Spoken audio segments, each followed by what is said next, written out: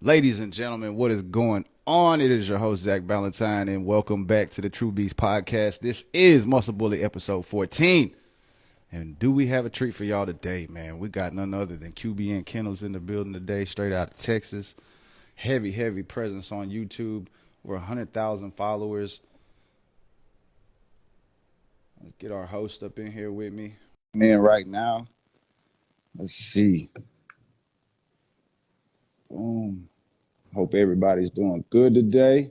My man, what's going on, Roger? What's up? The studio upgrade. Yeah, you see that? I am at the X-Dog facility, cuz I got tired of the house. I was like, there we go. Hey. So y'all in the same building, just in different rooms? Yeah. It is we are. Yeah, it's cool. This is gonna be a big week for us, Raj. We're about to take this podcast and stuff to the next level, brother. Level it up. Yes, sir. For those who don't know Roger, in our community, he is called the Latex Glove King. Yeah, that's right. Reason. He's the future. He's the future of the game, baby. So tonight, let's talk about our guest, man. We got a very special guest. None of us know him on a personal level. On a personal level, no. And that's the beauty about what we do on this platform is that we really want to bring you guys value. So if you're someone who's very interested and you take this game serious, hit us up. If you take this game serious, because this whole thing is about not being politically correct, but to actually bring you guys value and knowledge. This is a whole open platform for you guys to ask us questions. These guys are experts, and not just in the bully community or with dogs in general. We bring a unique melting pot of wealth and knowledge. So, you got someone like me who created non-consumable goods and consumable goods in the pet industry. You got Zach, who is part of the bully community, but he also is an artist, and he also he builds businesses and brands through his talents, which he's a great marketer. He's such a good marketer that I've hired him. And then, of course, we got OG in the building, Roger. And this guy has a wealth of knowledge, not just with dogs. I'm talking like deep knowledge in dogs, dog education, dog genetics, which is really important to our community right now, because that's what we need to change this.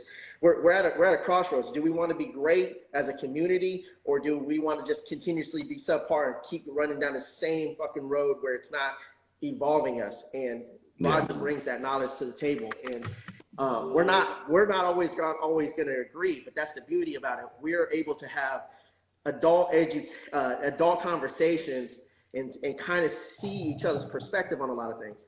So that's what you're going to get out of these type of episodes from us. We're doing an X-Dog giveaway, and tonight I added an X-Dog vest, fellas. So you guys have an opportunity. Sweet. All you have to do, Zach, I'm going to let you know, let them know what they need to do to be entered into the giveaway. If you see the question mark at the bottom of the screen, if you have a question, put your question inside the question mark. Once you put your question inside that box, it will enter you until next week's rolling. But since I think we missed last week, we'll go ahead and whoever jumps in tonight, we'll do the spend the night with their name. Yeah. Is that how we're going to do it? In, and that's what she said, and we're going to spin the wheel tonight. They'll be automatically entered. You can win one time per night. Tonight, it's all Muscle Bully products plus some True Beast stuff. We've got the Vita Bully, Muscle Bully Gains, both sizes, Muscle Bully Protein, True Beast Leash and Collar, X-Dog T-shirt, Puppy Naturals, X-Dog Vest, Muscle Bully Muscle Building Chews, True Beast Freeze Dry Topper, Chicken Topper, and Heart Beast. So there's a lot of things you can win. It's Thanksgiving. We might have 5 winners instead of 3 tonight. Nice. So let's talk about this again, guy. Yeah, he is XL breeder. Yes, very strong presence on social media. He's got a lot of content that you can find valuable as far as just overall general dog health. What to do if this happens, what to do if that happens, how to prevent things. He's got a lot of good content, man. It's kind of crazy because we're like trying to look up his dog's names and stuff, but it was so value driven. And again, we always talk about the more value you can bring, the more you're always going to be in business, right? Like the more business you're going to get. Yeah. So here we go. Here he comes now. He should be coming in right now. Yo, what's going on, gentlemen? What's going on, man? Himself. What's up, Raul? Hey, nothing much, man. Just another day, rainy day out here in Texas. How you guys doing? Great, man. We're up here in Dallas next, like in Forney. So we're just like 15 minutes east of Dallas, man. You ever come up this way? Oh yeah, quite a bit actually. I was just there. I want to say about a week ago. I was taking my boy Fireball up to Amarillo. My good friends up there. They're basically training him so they could bring him in the ring. He's a phenomenal dog. He's the one that started it all for us over here. Well, this is That's awesome. give you an idea. I know Zach probably refreshed you on it, but this is a podcast where we want to focus on bringing massive value to the community, going in the right direction. I noticed you did something with Fred Duran. He's a good friend of mine as well.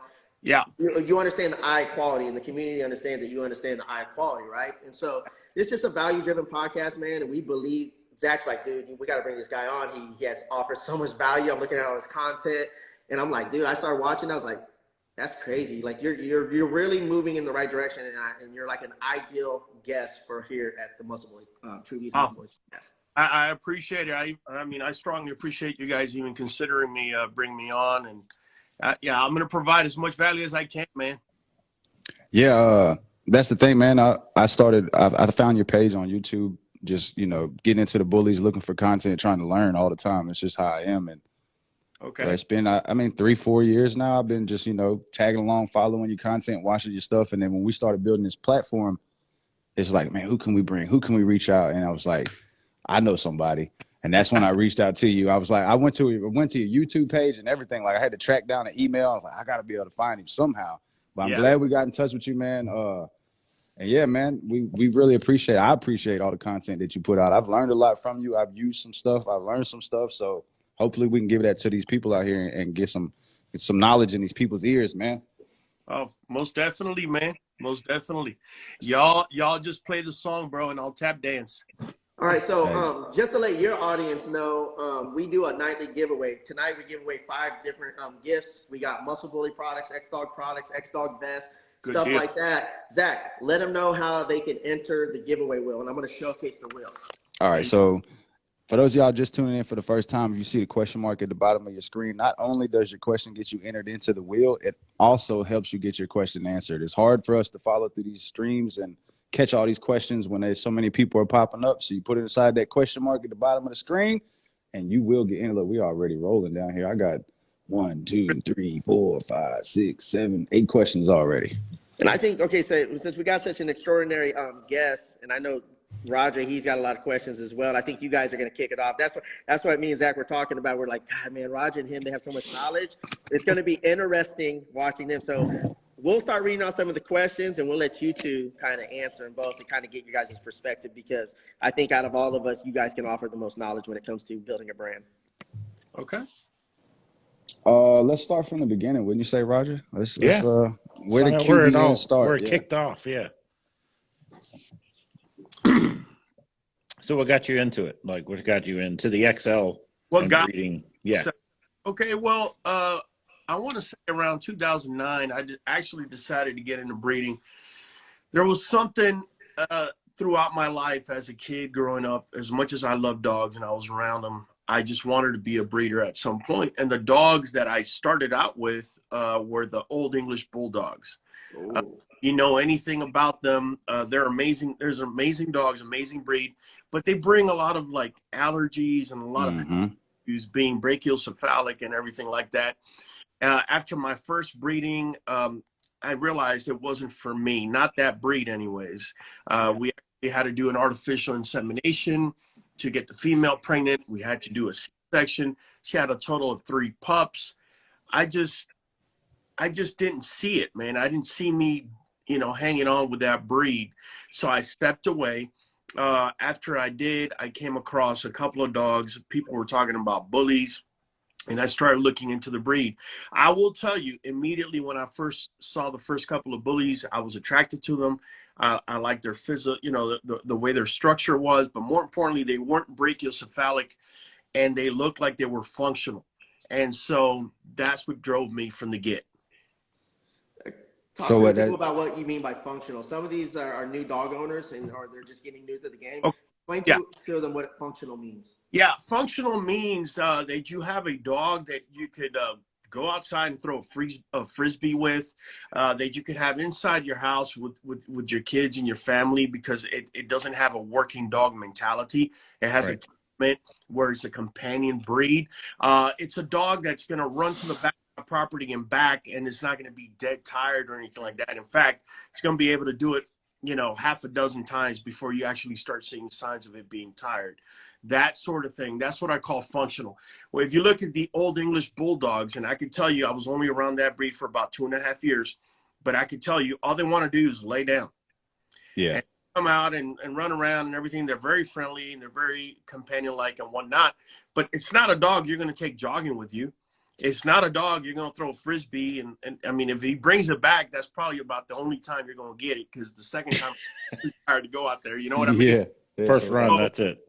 Yeah. That's what I mean about functionality. A dog that, you want to go hiking, you put, his little vest on and you go hiking with the dog. If you want to go running, you can. If, whatever, man, just functional.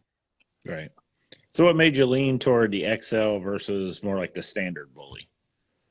Well, man, that's actually an exceptional question. When I first saw bullies, the first bullies I saw were XLs. And like I said, personality drew me to them.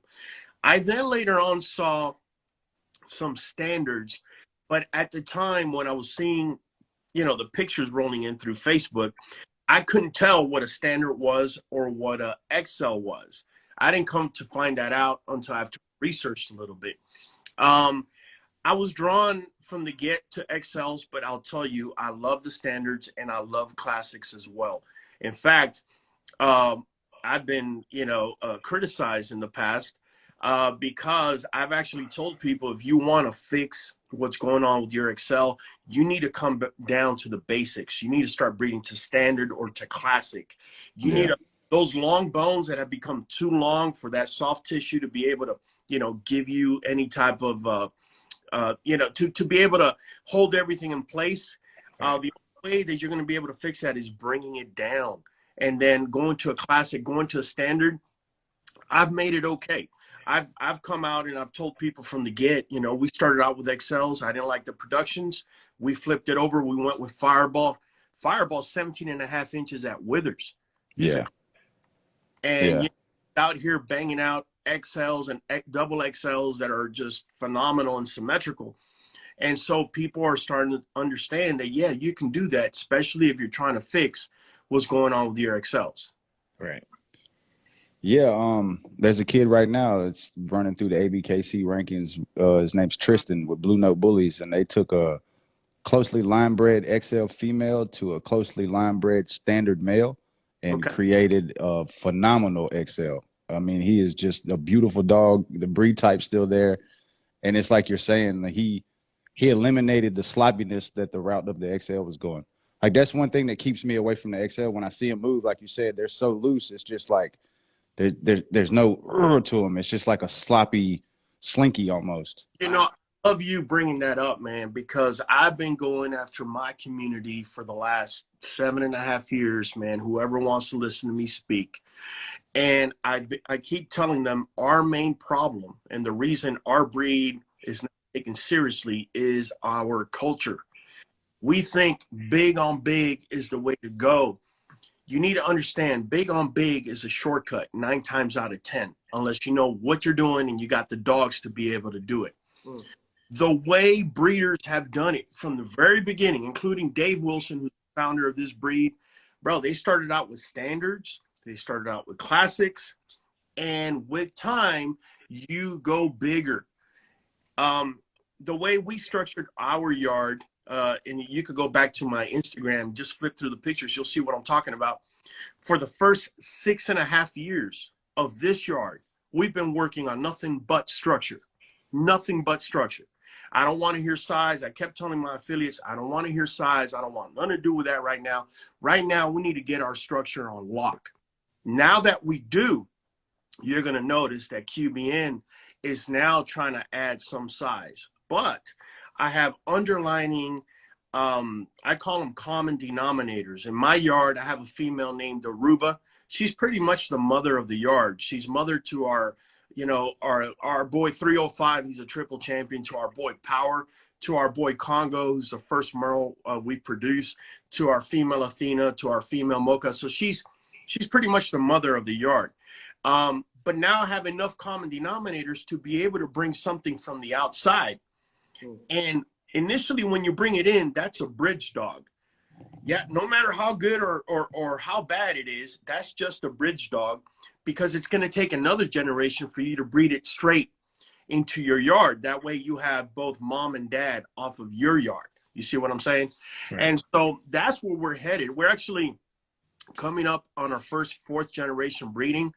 We've been doing this for 7.5 years. If we really, really wanted to, we probably would be at close to our 6th generation, but we're not trying to, this is not a race. We're not trying to take any shortcuts. We're out here just taking our sweet little time, putting everything where it's supposed to go. And in due time, then you're able to get the size, and then the size is not doing all that you were saying that it was doing. Right. You see what I'm, and so like I can tell you right now, my boy 305, he's a triple champion. The last time he went into the ring, a bunch of people were saying like, what's he doing here? Well, he's 21 inches at the withers. What he's doing here, he's an XL and he's taking over the show. That's what he's doing. Yeah. But what they were referring to is he's too small for our dogs. Yeah. My point of view is your dogs are nothing but train wrecks. That's what I'm seeing. You just bred big on big for the hell of just getting big. And now you have a dog that looks amazing. Amazing head, amazing front. Don't look at the rear. Don't look at the rear angulation. Rear angulation is not there. Dog is walking on stilts in the rear. Or phenomenally bad east-west, or an underbite that shouldn't even be there. And so what I tell the community, and this goes across to all breeders out there, if you come into this thinking that you're going to take a shortcut, just know QBN Kennels ain't taking a shortcut. And sooner or later, you're going to have to compete with us. That's what. Holy shit, dude. That's such a mind-blowing thing, because everything I was about to ask you, you were answering like throughout that whole thing. And what's really important is like when you talk about size on size, I look at it as like on a business standpoint. It's like, yeah, you're buying in bulk at a cheaper volume, but it's a cheaper product, right? And in most cases, it's a cheaper product where quality is scarcity in our community. And so if you have a quality and scarcity, you're always going to be in business, bro. And at the highest level, there's a reason why Rolex, Ferraris, Lamborghinis, Rolls Royce, they don't go on sale. They're never on sale. This is correct. That's correct. That's a very valid point. I have sat here and I've explained on my platform, and this goes across the board to just any breed if you want to see it that way. Size is the easiest thing to get, which means it's a dime a dozen, which means all you got to do is get a bigger dog to whatever it is that you got, and you're going to get bigger. Okay. Now, with that being said, the substance or the structure or everything else that you're able to get on point before you go big is going to be well rewarded once you do go big. But a lot of people come into this and it's all a marketing game. So you got these big breeders when they first started out and they had big names or whatever. It was at that time the development of a bigger dog, of a bigger XL. You got to realize our breed started with a pit bull and a Staffordshire Terrier. Yeah. Bro, we've come such a long way, and the breed has evolved in so many different ways that if you were to go back and get original dogs like Juan Gotti and try to match them up with dogs that we have now, there will be you could see a considerable difference between what started and where we're at right now. Right. Considerable is an understatement. Yeah, it's changed a lot, and I feel like it's had to change. And I can tell you, if the breed's been around for 30 years, in terms of a breed, bro, we're still taking baby steps. That's the bottom line. Yeah, infancy. Yeah, exactly. So let me ask you, when you're like, you said you were breeding in kind of internally to kind of clean up everything first. So how much, what's your breeding structure kind of look like? Line breeds, is any inbreeds, like when's the time to outcross? Well, I'm glad you asked that. We inbreeding until I want to say Kai right now is about 15 months. So 17 months ago, we did our first inbreeding. Okay. I feel that if you're a breeder, you must, whether you like it or not, you're going to have to line breed. you're going to have to inbreed, and you're going to have to outcross sooner than later. You cannot do any one of these things forever and ever and not necessarily go back to any one or the other. There's various terms. For example, tight blood. Tight blood simply means that the majority of the genetic of the genes of a particular dog is homozygous. Okay, and I've always explained homozygosity means that the gene he got from his mom and the gene he got from dad are exactly the same. Yeah. So whenever you inbreed, okay, you get more of these combinations than you do of these combinations where they don't match up. This is heterozygosity.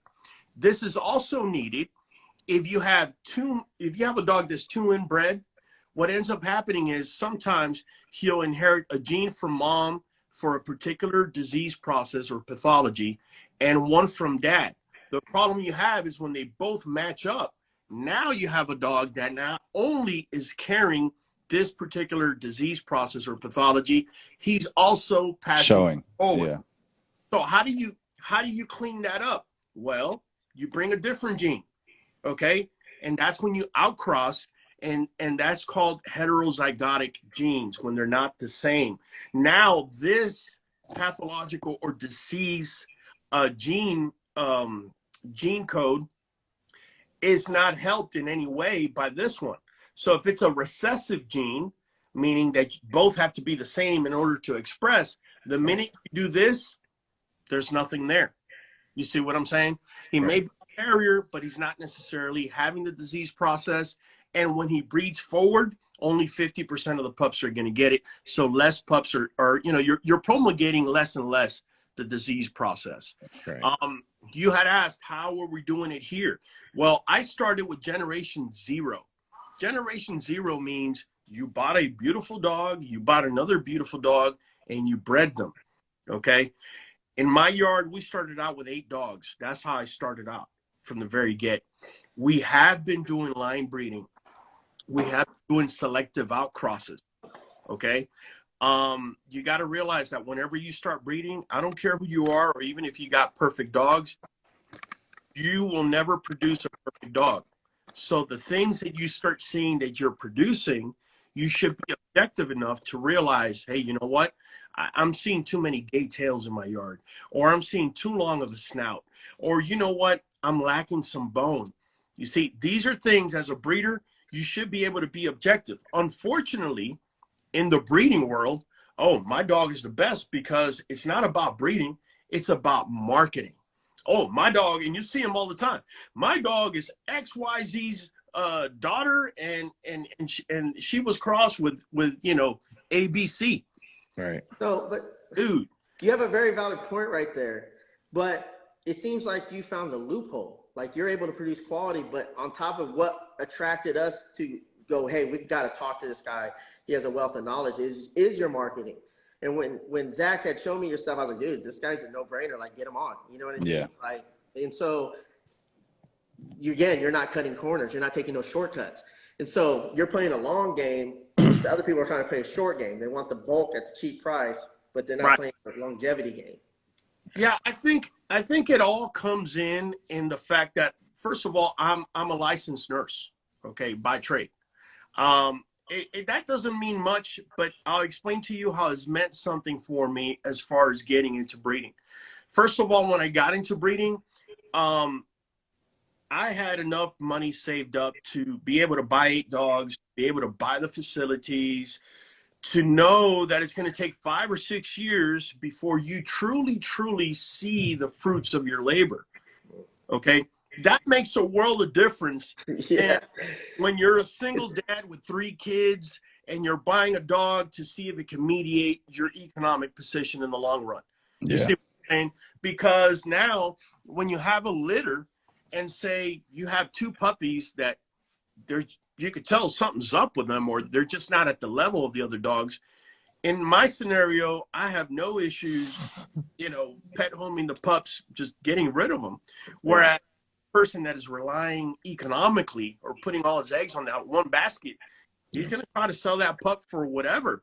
Yeah. Yeah. It's supply and demand at that point. Whatever they're willing to give them. Problem comes in, bro, because if you paid $5,000 for a pup, yeah, and you come find out a year later, this thing, not only is it a pet quality pup, but it's an ataxia carrier, it's got heart murmur, and it's got kidney issues. Now you're going on social media and you're blasting, you're letting the whole world know what's going down. And you know, you should. In my opinion, you should. It's not like was it 25 years ago, you just get on the message board. And right. You gain traction. It's different now. It spreads like wildfire, which you can leverage, like put out great quality work, get that great word of mouth, or put out shit quality work and, you know, get that negative word of mouth. Yeah, you get exactly what you pay for. I can tell you when I first came in, bro, and the culture remains. Like, I bought a dog from someone, and so I call them up thinking, you know, because I've been reading online and everything, that you should be doing things ethically. You should be under a breeder's wing, blah, blah, blah. You see, at least in our community, breeders don't want you under their wing. See, breeders are afraid of competition and of you knowing what they know. Yeah. Because the breeder that is afraid of you knowing what they know truly doesn't know squat. Because this game, just like YouTube marketing or any type of marketing, this is a marathon. If I've been in this 7.5 years. If you started now, I'm 7.5 miles into this run. There's nothing I'm going to tell you that's going to make you catch up 7.5 miles overnight and take me over. There's nothing worse than somebody inboxing you go, hey, man, can I pick your brain for a second? No, you can't fucking pick my brain for a second because I'm too fucking busy. Plus, if you're somebody who's out there and you're trying to go to someone like him or someone like Zach or Roger and go, hey, can I pick your brain? It's disrespectful. Quite honestly, it's disrespectful to their time, their energy, the commitment that they put in the game. Everything I've ever told anybody, if you want to really get next to somebody who's like really successful, go ask to work for them for free. Go clean their fucking kennels for a year and say, hey, I will clean your kennels from there. All I'm asking you is to pass down the knowledge. And they missed the boat on that. Dude, that's an excellent point. When I came in, nobody wanted to give you nothing regardless what you did. I would go clean their freaking kennel and I would get a no straight up. Like, yeah. So I quickly figured out that what the culture was about. And as I did research and as I bred and as I grew and I started getting an understanding, I started realizing this breeder that got a big old name is acting like he's a big badass.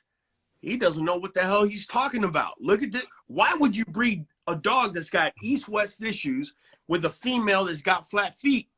The minute you do that, for those of us that are breeding and we know what we're doing, the minute we see that, we realize we call your bluff. We're like, you don't know what you're talking about, man. Yeah. You know what you're doing.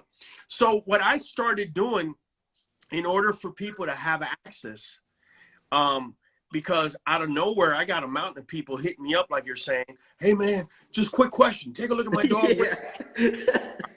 The problem you have with that is you get 150 of those in a day. Yeah. And you only got so much answer, so many. So and one of those questions, it's not like a one-step fix-all. That's the whole fucking thing. There's a lot involved.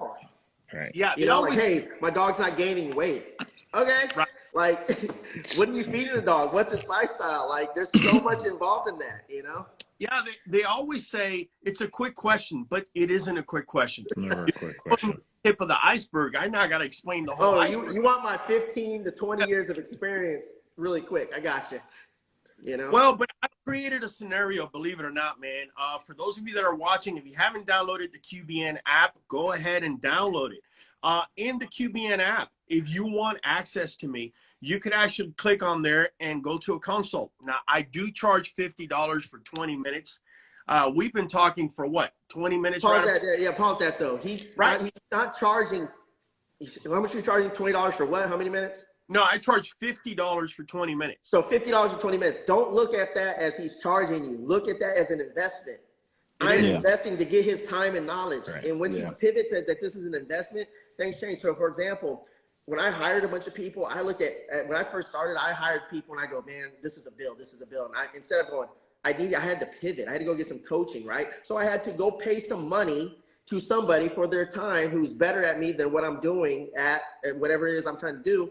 And they're going to give me the knowledge based on value. If you're always bringing value and you have value, you'll never be out of business. And the more value that you can give away and bring for free, it just gives you more business. And people miss the boat on that. You look at like Gary Vee, Ed Milet, Andy Frisella, all these fucking big names. Alex Hormozy, he gives all his stuff away. They all give it for free. And therefore, that's why those big clients. That's kind of where I come into play, right? Like, I'm the new guy in the bully community. I ain't been here long, and it's like, where do you go to find information? Who do you talk to? Who do you find out to become a better breeder, right? So it's like, that's the vision that I have. Like, I want to be able to be. Time is valuable, right? Everybody's got shit going on. They got lives to live outside of the kennel. They got jobs to provide.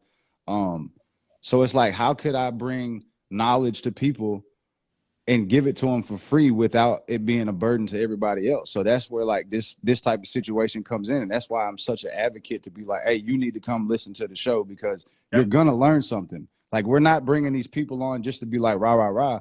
These are people that's truly going to teach you something.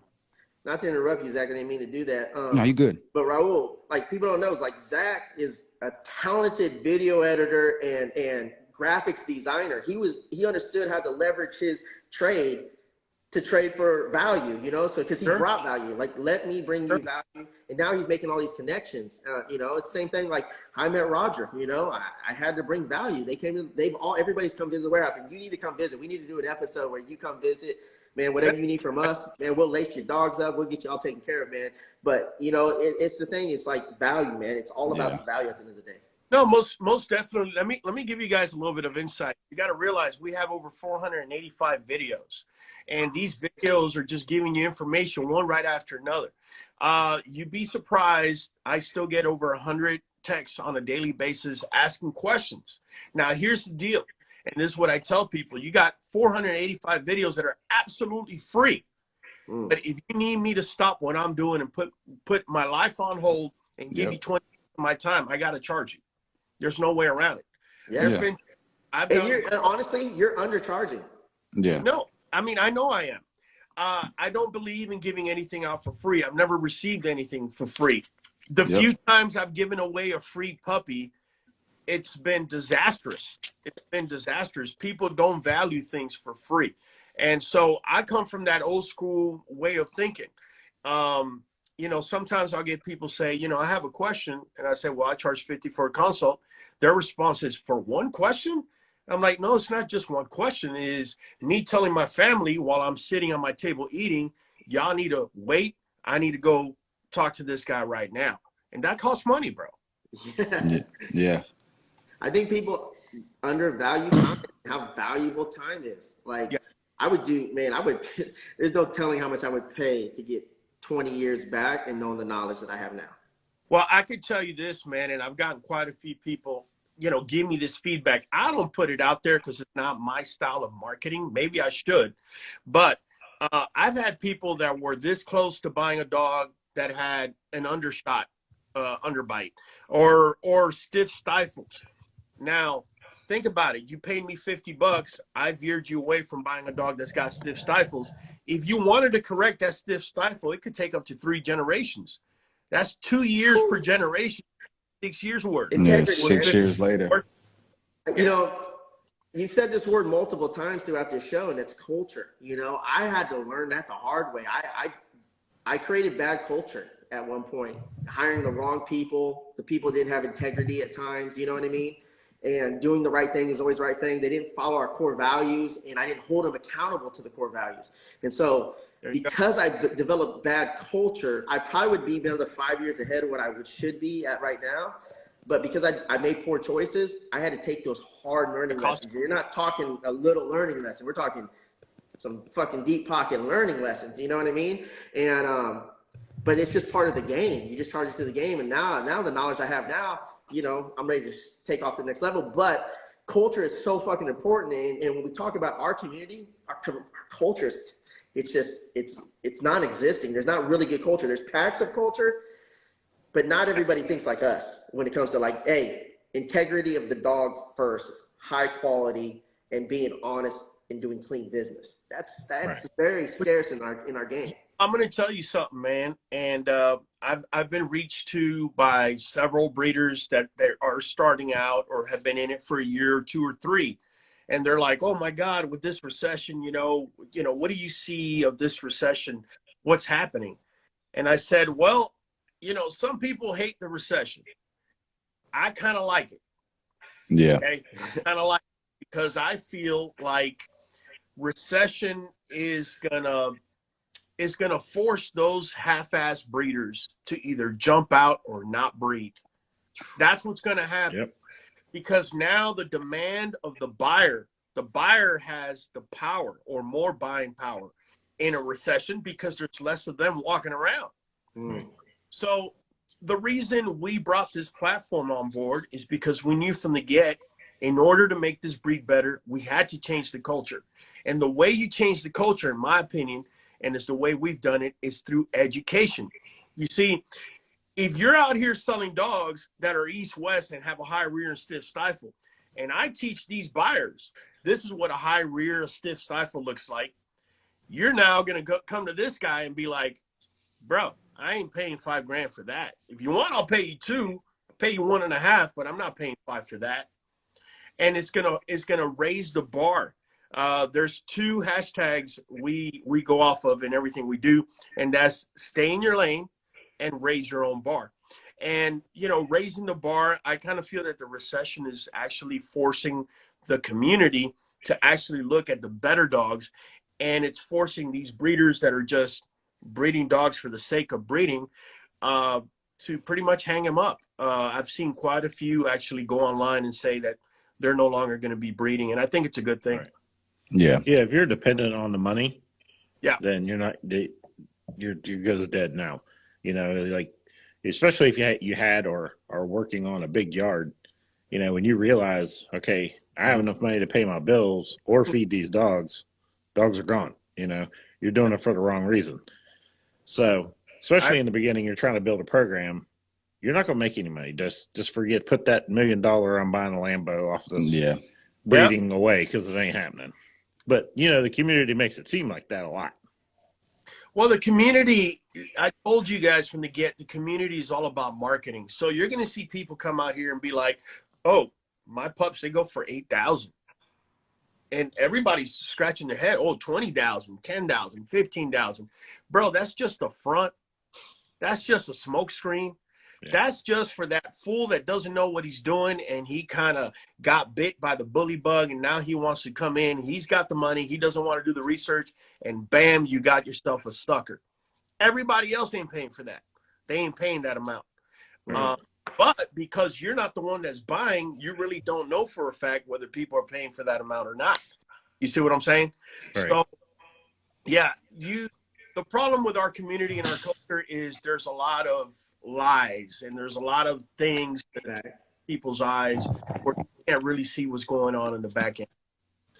Exactly. Zachary, so I know we got a ton of questions. I think we answered one question. Bro, I don't know how I'm going to run. Yeah, I don't know how I'm going to run through. Let's ask a few more questions and let these guys bring some. Man, I already know we're going to have to do like episode 2 and 3 on this shit. There's probably there's probably questions I'd like to ask that would just ruin the rest of the night. It'd be over right there. So right, I can't ask that question. We only got like a half hour left. All right, we'll start with this one. Faith Lynn, 11. Do you prefer raw dog food over kibble? I'm thinking of switching. Yes, all days. Only I feed kibble. I told people I feed kibble in the winter, like right now, because my dogs need padding. But I don't trust companies to feed my dogs, and that's what kibble is. Explain to them what padding means. People don't understand what padding means. I need them to have some fat so that they tolerate this cold weather, because they are short-haired dogs. So anything below 55 degrees, if they don't have fat underneath, they're going to be suffering quite a bit. And so. Right. Would it be fair to say, based off your experience, Raul, would it be fair to say that winter time is a great time if you're going to look to add any type of mass for the following year, because dogs will eat more because it's colder? Yes. You could actually add mass at any time, but the reason I would say winter's the best time to feed kibble is because our dogs suffer from mites outbreak, and all dogs have mites. They're at the base of the hair. Problem you got is you buy kibble, these companies want your dog to eat beet pulp, sugar cane, and all this other cheap shit that dogs don't eat out in the wild. Right? What? They eat that in the They wild. don't eat loaves of Now, wheat and fucking soy and corn? You're kidding me. yeah. Damn it. I've been Now, fucking trying to bring dogs to the house with a bucket full of corn all this year. yeah. Yeah, it's a bag of flour is what they Yeah, want. basically, For yeah. 80 bucks if they take about your Hey, dog. Could you My imagine point, eating a bag of flour? It's boring. It's almost Oh. like buying it's like buying a subscription to yeast infection is what it's like. Yeah. bro, It's you're just like better off. paying for a yeast infection. Yeah, you're better off just freaking buying cornflakes and adding some eggs, bits and pieces, and just feed it that. You're pretty much doing better than whatever you're buying. It's crazy. Oh. And it's crazy how much the industry, like, man, that goes back to marketing. Like, Yeah. people, like, you can tell people what is great for their dog, and you'll be like, hey, man, a complete raw balanced diet. Here's what I would recommend. Exercise your dog daily. And they're like, man, that shit's abuse. It's not safe. I'm going to fucking feed this cheap brand from this famous pet store that, you know, Dog and dies the at, veterinarian approved and developed. yeah, dog dies Right. at 6 from cancer. And they're like, I don't know what was wrong with him. Right, I'm right. devastated. A lot of times, bro, people are resistant to change because they're lazy. Feeding raw does take work. And we live in a time of age that, people are short on time, or even when they're not short on time, they want to be short on time. I keep telling people, man, like, if you're paying your vet $200-300 a month because of your dog has allergies, and you're out here feeding kibble, that's a bill you want to pay because you want to. At the end of the day, your dog should, at least in my views, they should be eating raw. You get the best form of expression in them, best health. Also, their mental game is on point when they're eating raw versus whenever they're eating kibble. So definitely, I only feed kibble because the temperature's too cold and I need to pad my dogs. That's the only reason. All right, next question. Winnie Hunts for Hunter says, if you could choose one quality that was guaranteed in every litter, what would you choose? Woo. Bone. I didn't expect that answer, but that's a good answer. Mm-hmm. That's a good answer. Let's see here. I'm gonna go ahead and here we spin go. the wheel right now. Here's a good question. Pumbaa, the reactive dog, says, what's the worst thing a breeder can do? The worst, I've always said, the worst thing a breeder can do is be subjective. If your dog has a high rear and your ego is so big that you can't see your dog has a high rear, your program's going to go to crap real quick. Let's see here. There's so many questions, bro. It's all good. I'm used to it, man. Whenever I do my lives, it's one question after another. What's the biggest obstacle you've experienced in the breeding industry? Biggest obstacle, it's got to be the culture. Yeah. I'm out here talking structure. I'm out here, saying certain things. And every time I say it, I get resistance because of the culture. Resistance. They want like the norm, I guess, for the XLs, right? Like they just want a big head, right? And they just want heavy weight, where you just seem to take a different approach than them, right? Yeah. So I see Zach sent me a picture of your dog. I'm like, that's an XL with breed type. Like, yeah. It has exaggerated shoulders, exaggerated hips. It has a tuck. It looks like an American Bully. And I'm like, you don't see that many of them. They're a rare animal to see as an XL with breed type. So yeah, one of the things, for example, we clash a lot is I keep my puppies thin, light. Yeah. All right. So you look at a 6-month pup and you're out here like, what are you doing, bro? You don't know what you're doing. What are you feeding? Blah, blah, blah. And you look at their dog and, they're out here boasting that their dog is 103 pounds at 6 months. Oh, broke down. And by the time that dog is 2.5, he either has some sort of hip dysplasia surgery or it just looks like a total train wreck. And usually that's one of the main causes. Yep. We got a winner. Who we got? We got a winner on the screen down there? Yep. Who we Yep, let me got? show you. We got Beast of Peace underscore. Beast of Peace underscore you won an X Dog t-shirt. If you are in the building, please contact us ASAP. You got to the end of the show to get in touch with us with your shipping address and all your goodies. And send it to X Dog at X Dog. Yeah, at X Dog on. Don't send it to the Muscle Bully page. Visit us on the X Dog Instagram. Just message them with your shipping address, tell them what you want, and they'll get you locked in. And I'll be sending out I'll be doing a post afterwards tagging y'all. But yeah, so go ahead and ask the next question, Zach. All right. Neely Watts says, when building a dog up, what kind of exercises do you do? Both light work or heavy work? It depends on the age. You see what I'm saying? It's like that's not just a simple question. Right. I don't do any heavy work on any one of my dogs before 18 months. At 18 months, that's when the dog's bone plates seal. Before my dogs, I'm trying for them not to be jumping, also not to run long distances. Short little sprints, 20-yard, 30-yard sprints, those are good. But I try keeping anything long distance for them not doing that. Yes. You have XL, so you have we could be considered a large breed dog. So 18 to 24 months is, that's what we say when it comes to even incorporating the X Dog vest, for example. The growth plates really matter, man, and a lot of people ruin their dogs if they're not patient. That's the problem, bro. We live with a culture that isn't patient, can't wait, and they want to see this massive dog like right off the bat. If I show you a picture of my female Aruba when she was almost 2 years old, let's say 20 months old, you would be like, dude, that looks like a pit. I show her to you now, and you're like, God dang, like everything is on points we're supposed to be. Yeah, so that'll roll us right into this next question then. MJ Bullies says, at what point do you start supplementing a puppy's diet to get the most out of its genetics? Okay, so let me explain something to you guys. Up to this point, I've always fed raw, and then when I did feed kibble, because it was wintertime for puppies, for example, I would always feed raw liver, okay, into my pups, and that was a supplement. I made something that's called Gorilla Milk, and that's, if you go into our page in YouTube, you're going to be able to find that video. You buy your own ingredients, you make it yourself. However, about 3 months ago, I decided to try out a new supplement, and it's called New Vet Plus. You guys want it? I would recommend you go to my YouTube channel, any one of our lives, go down to the description. We have a link on there because you can't buy it at stores. The reason I made the switch to New Vet, in fact, I have a bottle here. The reason I made the switch to New Vet is because the stuff that people are putting into chicken, or our farmers, all the crap that they're putting into chicken, it goes to the liver. The liver is the filter of the body.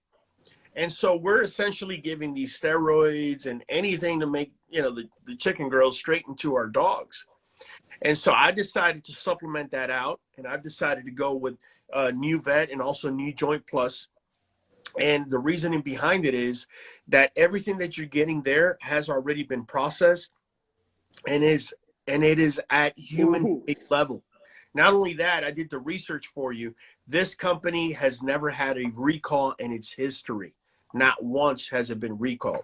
And so that's the supplementation I do now with my dogs. Right now, we're getting ready to get a litter on the ground tomorrow. We're doing a C-section, and I'm planning on getting those puppies on this New Joint Plus once they're 28 days old and able to chew and eat away. So at 28 days, I'm going to start it out. Great. That's a lot of information. And what you talked about earlier, feeding liver, liver is it's literally a nature's multivitamin. It's actually above. I would rate egg as a natural multivitamin for dogs, but liver is a little bit higher on the rating, just because the mineral content in it. And you got to not just keep in mind. So he talks about non-GMOs, antibiotics and stuff like that. But it even goes deeper because the foods that those chickens are eating, like corn and soy and all these different seeds, are on heavily farmed land. So the nutrients in that soil is losing a lot of fucking key minerals and essential minerals that your dogs need. So a daily multivitamin is extremely important. A daily joint supplement means that, Roger, we talk about this all the time. Preventative is the best cure. You don't want to wait until your dog shows signs of joint issues because probably it's going to be too late when it comes to there. So starting there, my answer to when you should start supplementing your dog is as soon as weaning stage. You don't want to wait till your dog is fully developed or a plant is fully developed before enriching the soil. And so when you even look at baby formulas or any type of formula or milk replacer on the market, those are supplements. Every food that you're feeding that's a kibble, I can guarantee you, I would bet 99% on, if I look on the back of the bag, I will be able to point out a whole laundry list of supplements that are added to enrich that kibble because they put it through so many cooking processes. So I remember back in the day when we thought about supplements, we thought about, straight muscle builder, steroids. Like people would say supplements and steroids in the same word as if it's the same thing. It's not even like they're two different fucking realms. And now we're going back to where, if I'm going to compete at the highest level, if I'm going to be able to put out the best quality product, I got to care about anything that's going to improve my quality of product by 1%. And if it means adding supplements to my dog's diet, then that's what I got to do. Right?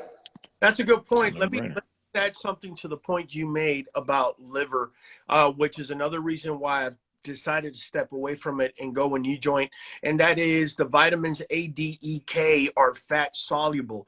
They're not water soluble, like, for example, vitamin C.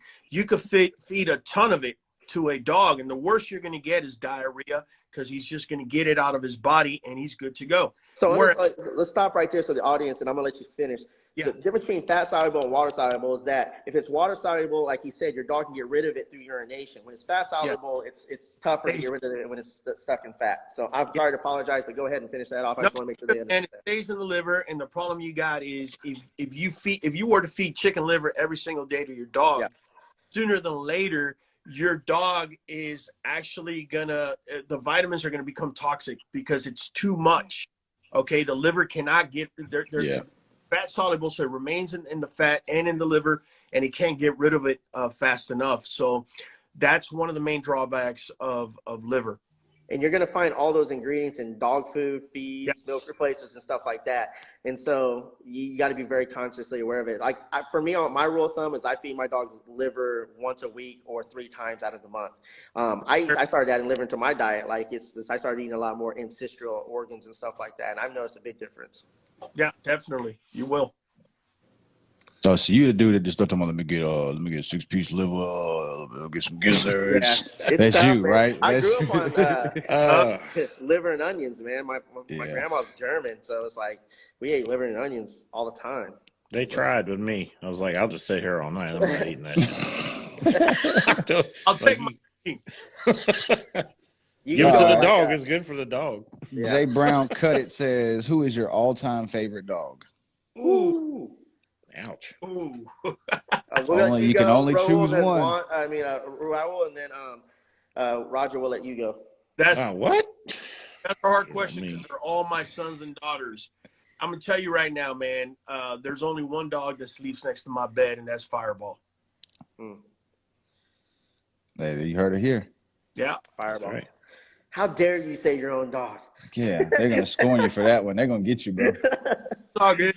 I thought that was the point. He's supposed to say his favorite dog. You got to believe in your product. That's believing in your product, man. If you don't believe in your product, ain't nobody gonna believe in your shit. All right. Absolutely. All right. So since we're talking about kibble, just being so horrible, let's help these people out, and they want to know what is your best food in your opinion? Dog food. You had to choose one. Best dog food is raw, but I know what they want to hear, so I'm going to give it to you. Now, I made a video. Actually, I made about 3 or 4 videos. But hold on. Stop right there. What do they want to hear? What is the cheapest, highest quality product that we can give our dogs? They want to know what is the best kibble out there for their dog. That's what they really want to Yeah. There's just too many factors. There's too many factors to decide that. Well, I think the biggest problem is people, when you tell them feed raw, they don't know where to start. Right? They're like, well, what the fuck you mean raw? Do I just go get a piece of chicken? Do I just go get a piece of ham? Like what do I do? So it's like, I think that's the biggest problem. Okay, so we're going to go down this rabbit hole. All right, so all kibble is processed. When you talk about all kibble falls in the line of feeds.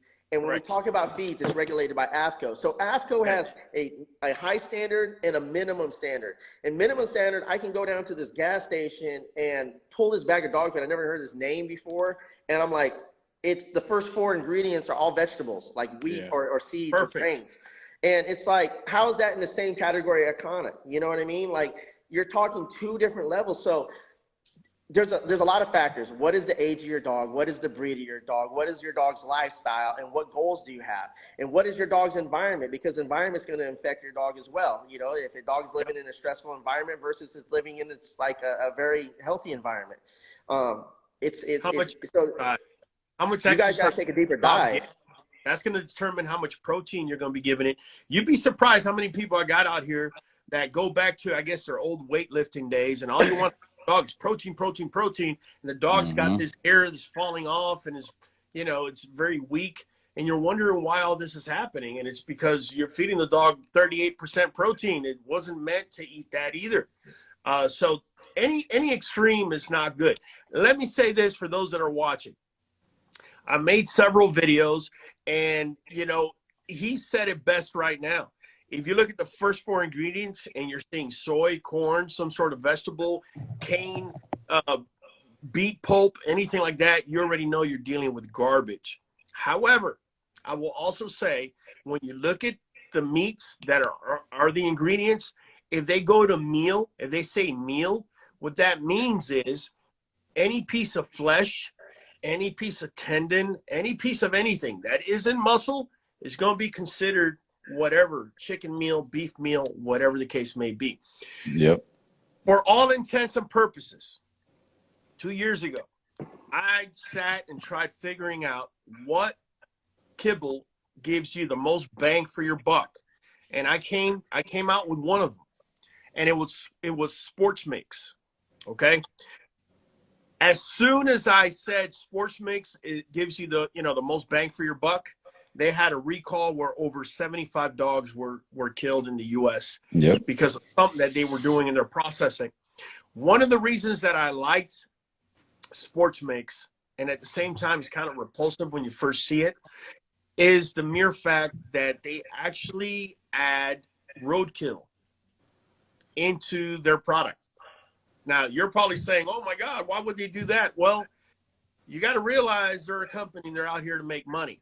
But I learned through time that I much rather get the protein from roadkill, where you're getting muscle, skin, and everything else that comes with it, versus some sort of meal where, you know, chicken meal, they're adding feathers. I've sourced meal is like 68. Like the lowest I could find on some meal was like 60 to 68% feathers.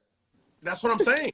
Feathers are considered part of. There's a lot of protein shit in there, but like again, they cook the shit so much on such high heats, they have no choice but to enrich it with supplements. But then you look at a can of dog food, and it's like 90% water, and that still meets AAFCO's minimum standards. Exactly. It's fucking crazy.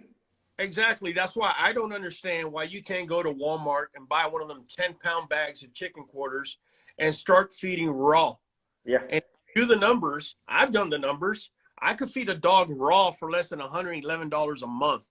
If I could do that, you can do that. I have a pack of 4, and I'm going to show Zach tonight, but I feed my dogs once a day, 6 days a week.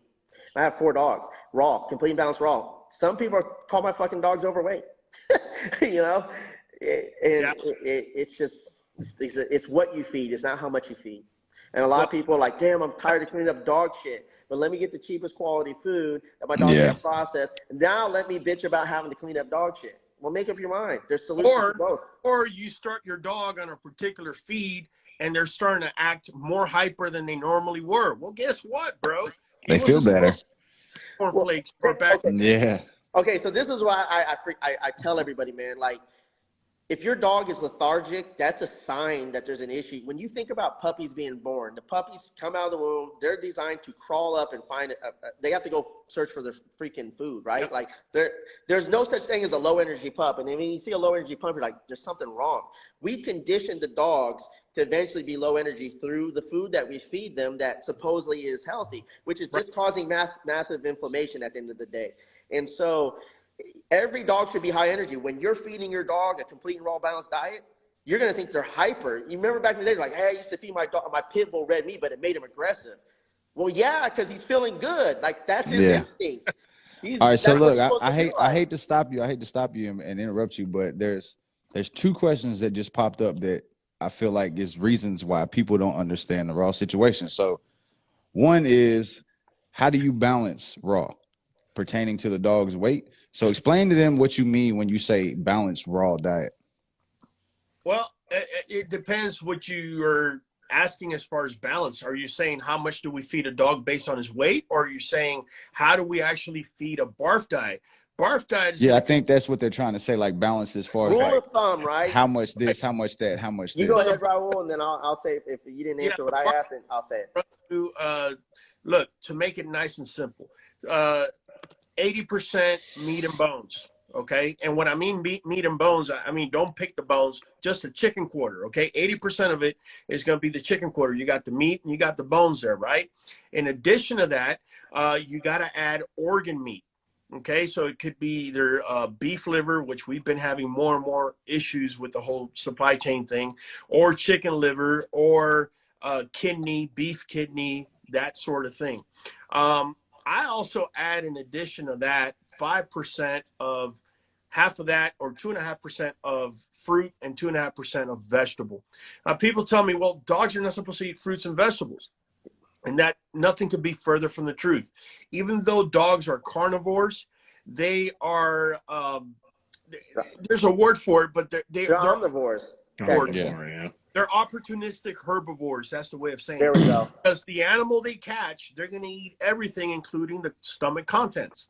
So, adding a little bit of carrot to their food, some fiber, it's not going to work against you. Well, for example, like green tripe, right? The reason why green tripe is so healthy is just because it's the digestive enzymes, the natural pre and probiotics that the grass provides inside the dog's stomach. Inside the cow's stomach. Yes, sir. Absolutely. You're absolutely right. Green tripe is another organ meat that you could actually add to it.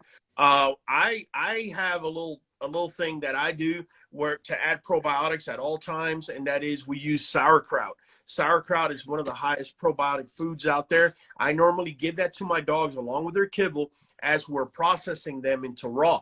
If you just straight feed them raw, be prepared. Get yourself an umbrella and be prepared to walk. No one talks about that, man. Yeah. All right. So this is another one. I want to go back to sauerkraut. Fermented vegetables like sauerkraut. Yeah. I eat kimchi in the morning. I do have certain types of sauerkrauts and kimchi because it's natural of not just pre and probiotics, but live.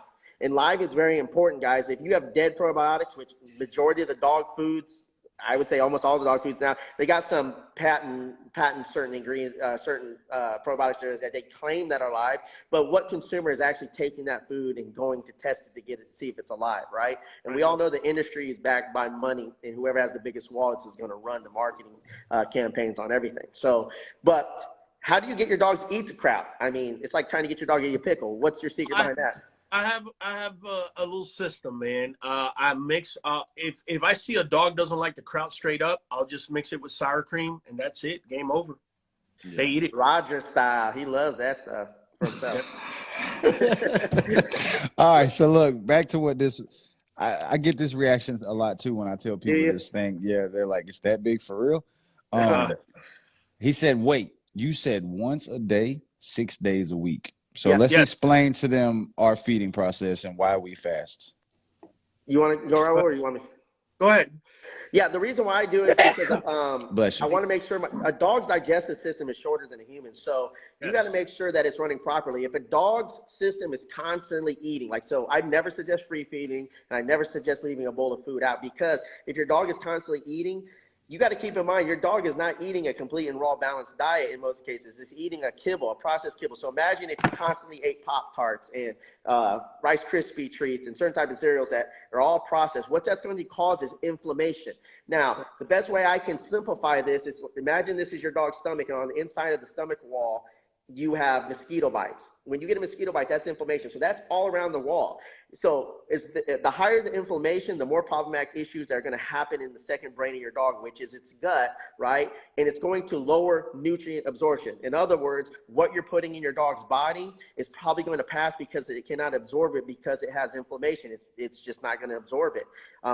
And so the lower the inflammation, the higher nutrient absorption. So now that my dogs have low inflammation, whatever I put in their body, you'll see what I feed them, Zach. And I'm going to show you tomorrow, since you're going to be here this week, what their stool is. It's going to blow your mind, because I literally feed 5% of my dog's body weight raw, and little to nothing comes out. I hardly pick up any stool.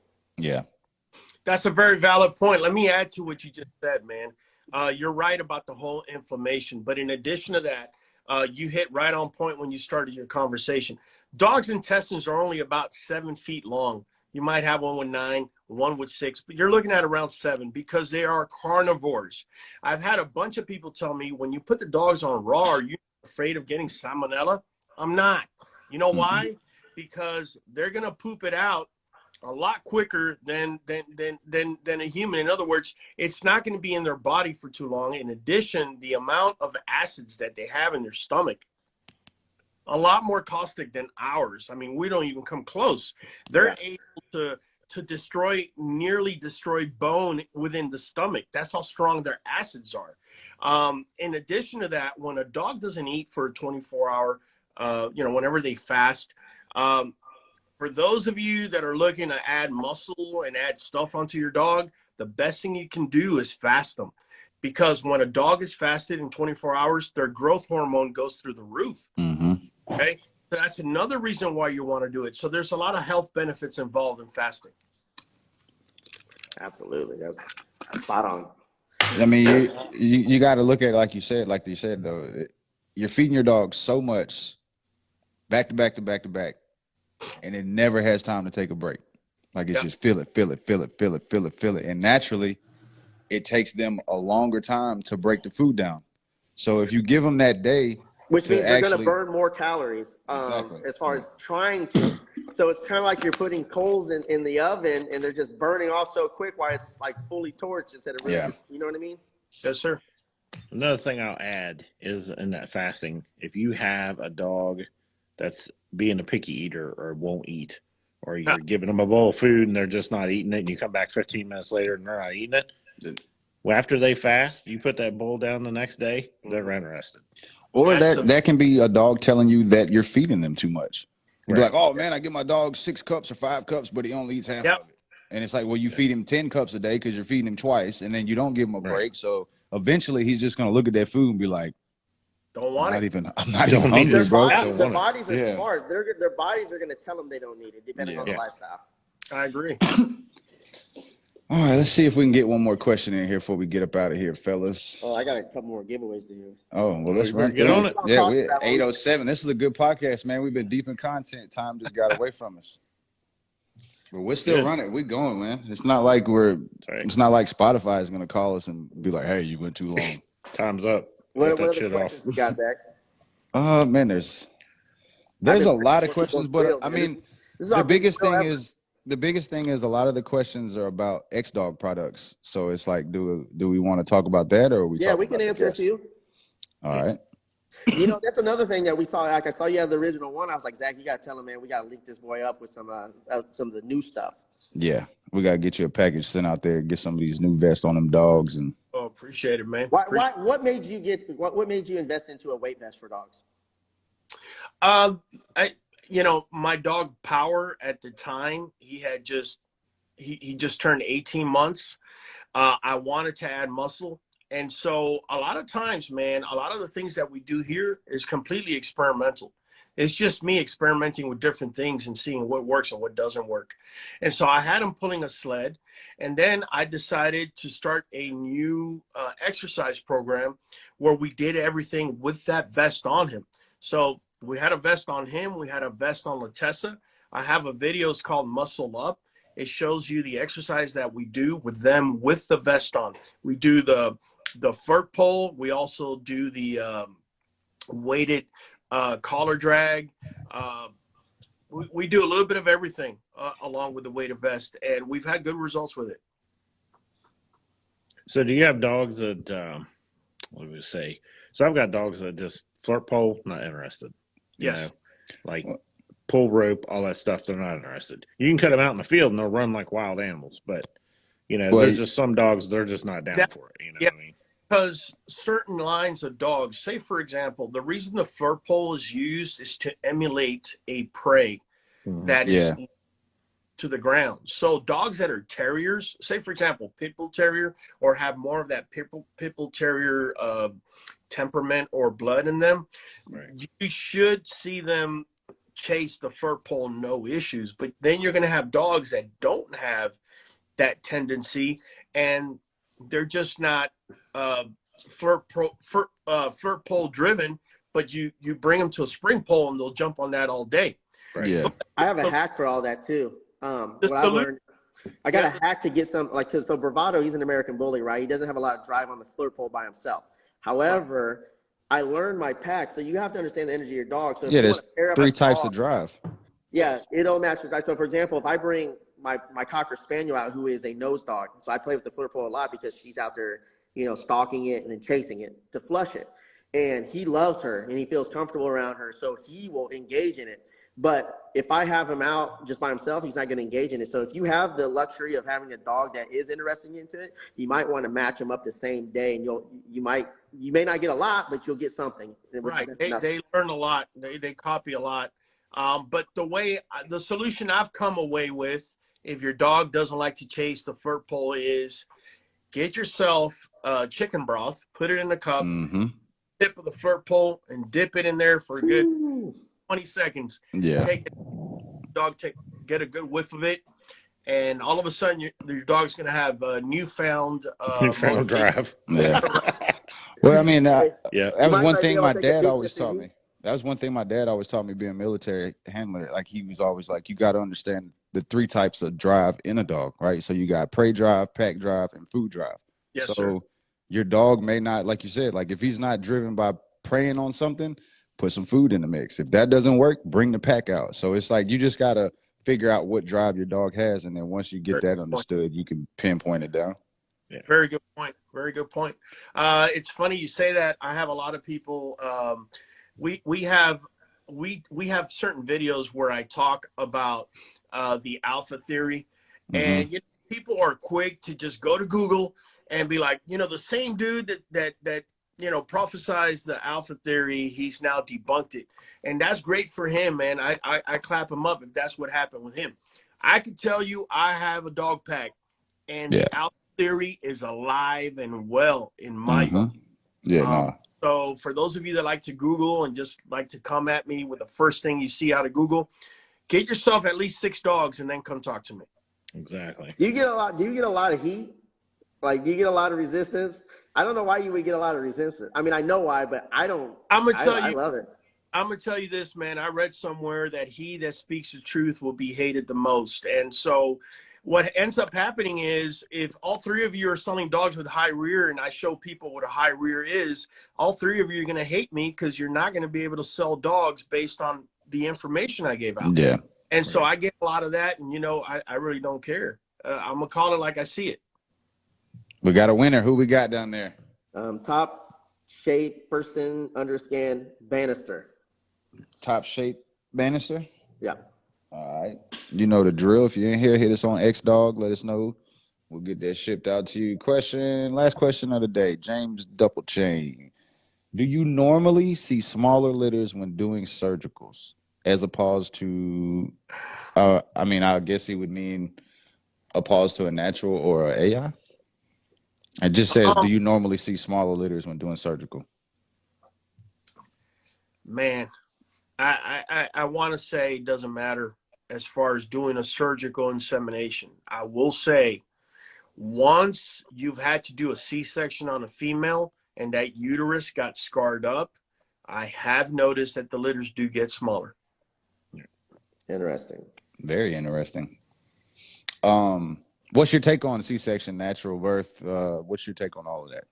I could tell you with the type of dogs we have, it's very rare that you must do a C-section, like that is medically necessary.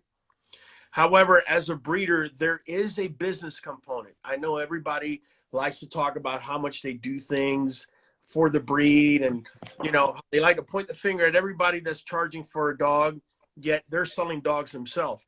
What I'm saying is the business component as far as breeding is concerned, doing a C-section makes sense because losing 2 or 3 dogs in a litter that you could have saved their life makes perfect business sense. Right. Yeah, Exactly. I'm Very still true. mind blown by this episode. So, well, any other questions? We could have done it. We should do it too. Honestly, we could do Yeah, it. yeah. Yeah, We're Get gonna- into. You we'll down bring to him come on back another on. two? I'll tell you guys what we should do. What we should do is we should definitely do another one. I love to bring all 3 of you on my live, and we could sit there and talk, and we could give out X vest if you want to, whatever the case. Yeah, let's do the whole 9 yards, man. Yeah, let's run it. We'll Yeah, figure I'm out a 100% date, down. man. When we get off, we'll get in the group chat and we'll figure out a date. You know, Yeah. we'll make that happen for sure. Good stuff. Cool. Well, thank you guys again, man, for coming on to this episode. Honestly, like I knew I was expecting a lot. I wasn't expecting this much value. I told feel y'all. like our I've been circle trying got, to and our tell y'all. network got stronger, man. And so Raul, man, like I was already a fan. I'm a bigger fan now, man. I feel like we're gonna be able to connect at a much higher level to where we can grow together, man. So I'm very grateful that you took the time out to come on here and offer value to our community at your own expense. And so that's really, I really appreciate it. It says a lot about you as a person, man. And I'm even a bigger fan than when I started. Real talk. Get with us, man. After we get off here, we'll get you linked up, man. We'll get that affiliate thing filled out for you. Get you on Team X Dog. And like I said, we'll get your shipping address. And hell, Stay I tuned, mean, you're man. only 4 hours away. You could really just drive up one day if you really wanted to. And y'all stay tuned because I'm trying to convince Zach and Rogers to come out with a beard and oil company with me. And so maybe I can convince him into it. So Well, guys, just say, love y'all, man. See you guys. Appreciate y'all. Talk to y'all soon. let's make it happen, bro. Hell Yeah, we will, man, for sure. Next time they see us, we'll be on your show, bro. That's a fact. All right, good deal. All right, man. We Talk to appreciate y'all later. everybody tuning in. Y'all know where to catch us.